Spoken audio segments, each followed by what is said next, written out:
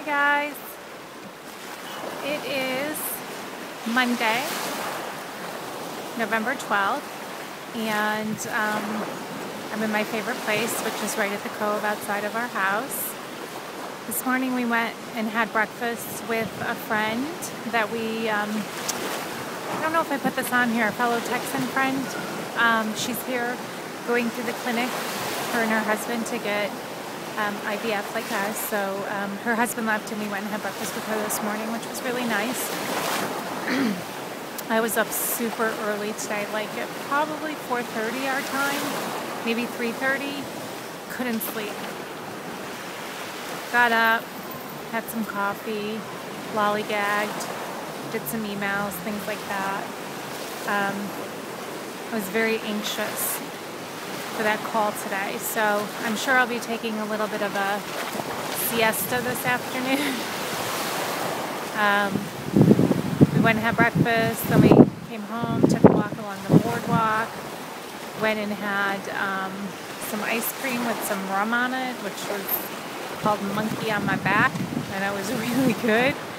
And now we're back at our rental, and it's overcast today. It cleared up for a while. It was raining this morning. It cleared up for a while, and now it's a little overcast again, which is fine because it's warm still, so it's actually a little reprieve from the sun. And for everyone that said something about my tan and how tan I am, this was just from a couple hours in the sun one day, and it brought back my entire summer tan, if not more. So the sun is very intense here, but so you gotta be careful. I slathered myself in some safe sunscreen, not the ones with all the cancer-causing agents in it. This one, Alba.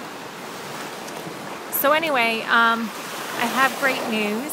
I got the call from the clinic this morning from the embryologist, and they had actually retrieved 5 eggs. Out of those 5 eggs, 4 of them were mature, which means they're usable. And out of those 4 mature eggs, 4 of them fertilized. This is the best possible scenario considering what we had to deal with. So thank you for your prayers. Thank you for your support. Thank you for everything. I really do believe that that contributed to our success. Now is where we have to wait a couple more days to make sure that the cells divide and grow. If there's any abnormal ones, they'll either grow too fast or not fast enough, or they won't divide. So there's things that can happen between now and our transfer date that can cause us to potentially lose some of these 4 fertilized eggs. But our hope is that we don't, and then more than likely the doctor will recommend that we transfer all 4, because statistically the chances of all 4 taking are very, very, very, very low.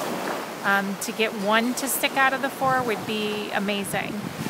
The embryos will be graded though, so they'll tell us the quality of them. They get graded, and so we'll know exactly what we're dealing with, when the time comes. So we'll get a call tomorrow from the embryologist who will tell us if they're going to do a day 3 or day 5 transfer. Day 5 means the cells have divided, they're dividing well at the right pace, they look healthy, and I think if they're at 8 cells when they're a blastocyst, 5 or 8, I forgot what the division is, but anyway, those are usually better quality. They see higher pregnancy rates if they make it to 5 days in the dish, but then there's conflicts because a lot of people say the best place for the embryos is inside the woman's uterus. So sometimes, they just do the 3-day transfer if they're not seeing the progress that they'd like, and they feel like there's a chance that they might lose them. They'll go ahead and put them back inside. So I'm thinking at my age, and with our situation and criteria, that we're probably looking at a 3-day transfer, which would be on Wednesday. So I'll know more tomorrow, and I will update you as soon as I know more. Again, thank you for everything. It's a long journey. Every step there's possible points of failure, and it's a little nerve-wracking, and you try to stay positive and trust in your faith, and sometimes it's hard. You know, it's anywhere from the injections to not responding, to the number of follicles, to the fertilization, to the egg. I mean, there's just so many variables here that we're dealing with. And so we just have to learn to take it day by day, and give thanks where we see success, and where we don't, we just have to move on. So, you know, I was expecting at least 13 eggs from all of those follicles, just to give you an idea of why I might have seemed disappointed with 4. I was really expecting 13, if not 20. So 4, this is a total numbers game. Every point of the process, you're bound to lose some. 100% fertilization is amazing. Like, we just got, you know, we're blessed that happened. So, and then we had 75% mature eggs. So that, again, is a pretty decent number.